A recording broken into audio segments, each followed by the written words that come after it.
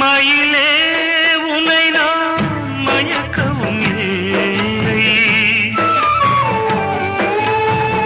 மனதால் என்றும் வெறுக்கவும் இல்லை.